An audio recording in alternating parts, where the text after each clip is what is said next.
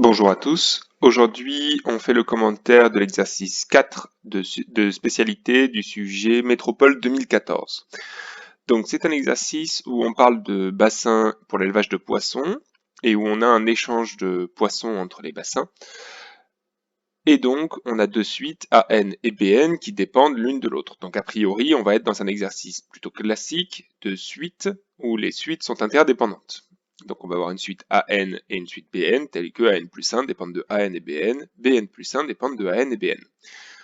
Le problème, c'est qu'ici, on n'a pas vraiment la même relation de suite que d'habitude, puisque d'habitude, on a juste AN plus 1 qui vaut AN plus BN et Bn plus 1 qui vaut CAN plus DBN, parce qu'ici, on va avoir un coefficient constant qui va venir se rajouter. Ce coefficient constant, ça va être un plus 200 pour la suite AN et un plus 100 pour la suite BN. Pour traiter ces coefficients constants, on doit poser une relation matricielle qui est un petit peu différente de ce qu'on fait d'habitude. D'habitude, on a uniquement le xn plus 1 égale axn, et ici, on va avoir un xn plus 1 égale axn plus b. Donc, c'est quelque chose qui, par rapport à ce qui ressemble d'habitude à une suite géométrique, mais sur des matrices, ici, on va avoir quelque chose qui ressemble plus à une suite arithmético-géométrique sur les matrices, avec une suite, une raison géométrique A et puis une raison arithmétique B, bien que je rappelle qu'on ne parle pas de raison dans le cadre de suite. Donc, on va d'abord étudier dans la première question les premiers termes de la suite, A1, B1, A2, B2, quelque chose de très classique. Ensuite, on vous donne la relation matricielle, on vous demande de démontrer que on a xn plus 1 qui vaut axn plus b en reprenant l'énoncé, donc ça c'est juste une traduction d'énoncé. Question petit b, on vous demande de résoudre une équation matricielle, donc ici il suffit de faire le produit a fois xy plus b, regarder le résultat et puis comparer les coefficients des deux matrices colonnes qu'on va obtenir, à gauche la matrice xy et puis à droite une autre matrice qui sera égale à a xy plus b. Le premier coefficient de cette matrice va être égal à x, le deuxième coefficient de cette matrice va être égal à y. On sait que deux matrices sont égales si et seulement si elles ont les mêmes coefficients. On pose une nouvelle matrice yn, on va faire un petit peu pareil que ce qu'on fait dans les suites arithmético-géométriques où on pose une suite vn qui vaut un moins l, et bien ici on va faire un peu pareil, on va poser une suite yn qui vaut anbn plus des coefficients constants, 400, 300, et on va montrer que yn plus 1 est égal à ayn.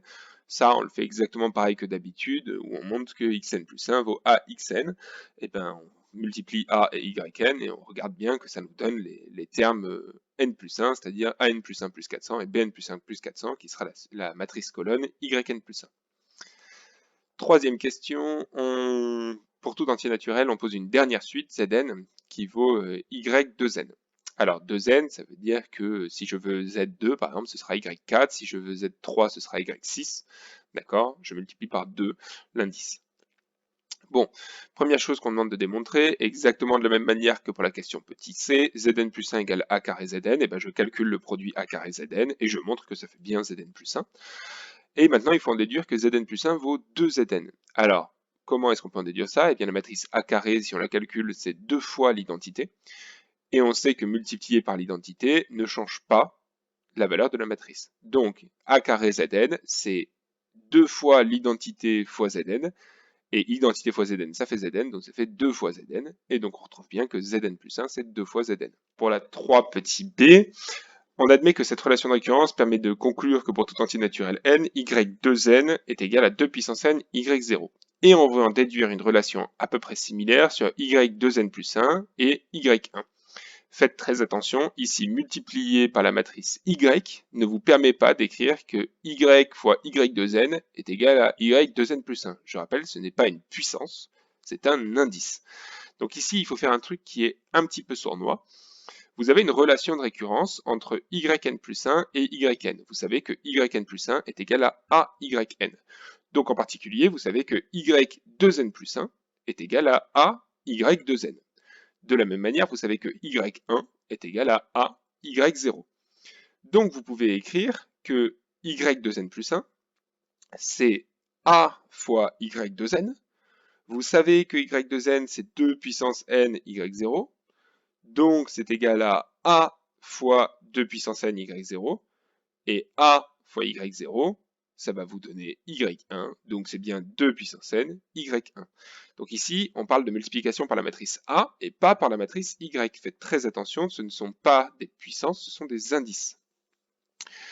Vous pouvez déduire de cette relation, donc a puissance 2n plus 1 est égal à 800 fois 2 puissance n moins 400, ça ce sera de la deuxième relation, et pour le a puissance 2n, eh bien vous prenez la relation qu'on vous a donnée au début de la question B. Pour la question 4, on vous dit que le bassin A a une capacité limitée de 10 000 poissons. On pose un algorithme où A, P et N sont des entiers naturels. P ici va représenter soit 2N, soit 2N plus 1, suivant qu'il soit pair ou impair.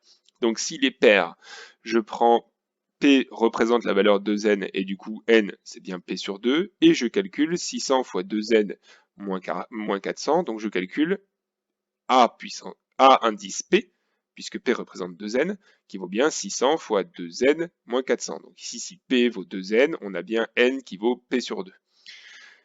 Sinon, P va représenter une valeur impaire, c'est-à-dire un 2N plus 1, donc N va bien valoir P moins 1 sur 2. Hein. Si N vaut P moins 1 sur 2, vous avez bien P qui vaut 2N plus 1. Je vous laisse faire la conversion. Et du coup, quand je vais vouloir calculer à P, P va valoir 2n plus 1, il va falloir que je calcule 800 fois 2n moins 400, ce qui est bien ce qu'on calcule ici. Donc ici, vous avez un algorithme qui vous permet de calculer le rang à P de votre suite, sachant si P est pair ou impair. Ici, nous, on veut écrire un algorithme qui affiche le nombre d'années pendant lesquelles le petit Sigutop pourra utiliser le bassin A, c'est-à-dire le nombre d'années pendant lequel le nombre de poissons va être inférieur ou égal à 10 000. Donc il va falloir réutiliser cet algorithme en rajoutant une boucle tant que A est plus petit ou égal à 10 000, on va faire augmenter à chaque fois P de 1 et calculer les AP successivement, donc d'abord A1, puis A2, puis A3, puis A4, grâce à la formule qu'on vous a donnée ici, avec un si et un sinon. Et tant que A va être plus petit que 10 000, on va continuer à faire les calculs. Quand A sera plus grand strictement que 10 000, on va sortir de l'algorithme, afficher la valeur A.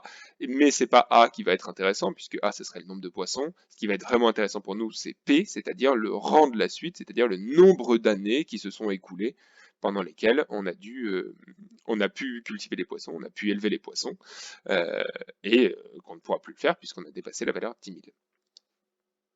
Donc ici, un exercice sur des suites de matrices similaires à ce qu'on a déjà fait, mais avec ce terme constant qui fait ressembler la suite de matrices à une suite arithmético-géométrique et qui induit cette dualité sur les suites paires et impaires au niveau de la suite AN qui rend l'exercice un petit peu plus compliqué que ce qu'on a déjà fait.